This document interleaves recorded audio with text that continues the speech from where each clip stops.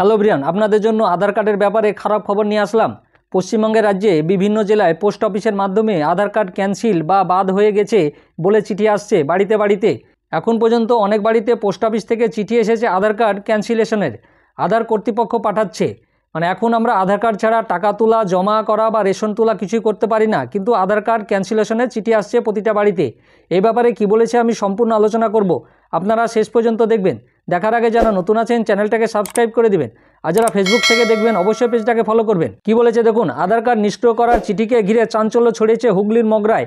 শনিবার বিকেলের পর মগরা 1 পঞ্চায়েত এলাকার প্রায় 50 জন বাসিন্দার কাছে স্পিড পোস্ট মারফত কেন্দ্রীয় সরকারি সংস্থার UIDAI চিঠি এসে পৌঁছেছে, আর তাতেই শোরগোল পড়ে গিয়েছে।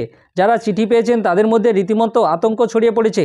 বিশেষত বর্তমান সময়ে রেশন থেকে প্যান কার্ড, এমনকি মোবাইলে সিমের সংযোগ আধার কার্ড নির্ভর, ফলে আধার নিষ্ক্রিয় হওয়ার সঙ্গে সঙ্গে সেগুলির কী গতি হবে তা নিয়ে উদ্বেগ তৈরি হয়েছে। মানে মগরা 1 পঞ্চায়েতে 50 জন বাসিন্দার কাছে আপনার আধার কার্ড নিষ্ক্রিয় হওয়ার চিঠি এসেছে, তাতে আতঙ্ক সৃষ্টি হয়েছে এবং অনেক জায়গাতেই এই চিঠিটা এসেছে আধারের তরফ থেকে। পঞ্চায়েত সূত্রে জানা গেছে পোস্ট অফিসে শনিবার প্রায় 70টি চিঠি এসেছে, যার মধ্যে অনেকগুলি শনিবার বিলি করা হয়নি।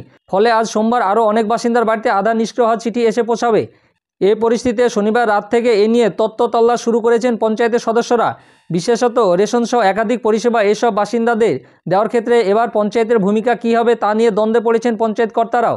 জানা গিয়েছে যে চিঠি UIDAI পাঠিয়েছে তাদের স্পষ্ট করে বলা হয়েছে চিঠির প্রাপক 2016 সালে পাশ হওয়া আইনের শর্ত পূরণ করেনি। সেই আইনের 28 ধারা অনুসারে ভারতীয় ভূখণ্ডে বাসের জন্য যোগ্য নথি দেওয়ার কথা উল্লেখ করা হয়েছে। আর সেই কাজ করতে বা চিঠির অভিযোগ এক প্রসঙ্গে আপত্তি জানানোর সুযোগও সংশ্লিষ্ট ব্যক্তিকে দেওয়ার কথা চিঠিতে লেখা হয়েছে। মানে 2016 সালে পাশ হওয়া আইন অনুযায়ী যদি আপনি আধার কার্ডটা না করে থাকেন তাহলে তাদেরই ক্যান্সেলেশন হচ্ছে, যারা করে রেখেছেন তাদের হবে না। এবং যাদের চিঠি এসেছে তারা অভিযোগও জানাতে পারবেন সংশ্লিষ্ট কর্তৃপক্ষের কাছে। তবে ঝাড়খণ্ডের রাঁচি শহরে সংস্থা রিজিওনাল অফিসে গিয়ে করতে হবে। এই বিষয়টি নিয়েও গ্রামীণ বাসিন্দা মহলে উদ্বেগ তৈরি হয়েছে। মগরার মাঠপাড়ার এক ব্যক্তি শনিবারই চিঠি পেয়েছেন। তিনি বলেন, আধার কার্ড বাতিলের চিঠি এসেছে, এখন কি করব জানি না, সরকারি সুযোগ সুবিধা পাবো কিনা তাও বুঝতে পারছি না। মগরা 1 পঞ্চায়েতের উপপ্রধান রঘুনাথ ভৌমিক বলেন, বেশ কিছু বাসিন্দা আধার কার্ড নিষ্ক্রিয় হওয়ার চিঠি পেয়েছেন, আমরাও জানি না এরপরে কি হবে। সোমবার ব্লক প্রশাসনের সঙ্গে কথা বলবো। রাজ্যের বিভিন্ন জেলায় বিভিন্ন ব্লকে আপনার আধার কার্ড নিষ্ক্রিয় হওয়ার চিঠি আসছে বাড়িতে। আপনারা যদি সেই ব্যাপারে অভিযোগ জানাতে চান তাহলে আপনাদেরকে রাঁচিতে গিয়ে জানাতে হবে। রাঁচিতে যে রিজিওনাল অফিস আছে সেই অফিসে গিয়ে আপনাদেরকে অভিযোগ জানাতে হবে।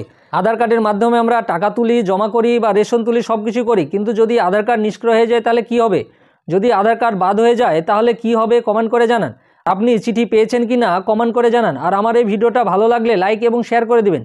আর যারা নতুন আছেন চ্যানেলটাকে সাবস্ক্রাইব করে দিবেন, আর পাশে থাকা বেল আইকনে ক্লিক করে দিবেন, যাতে আমার আধারের ব্যাপারে ভিডিওটা আপনি প্রথমেই পেয়ে যান।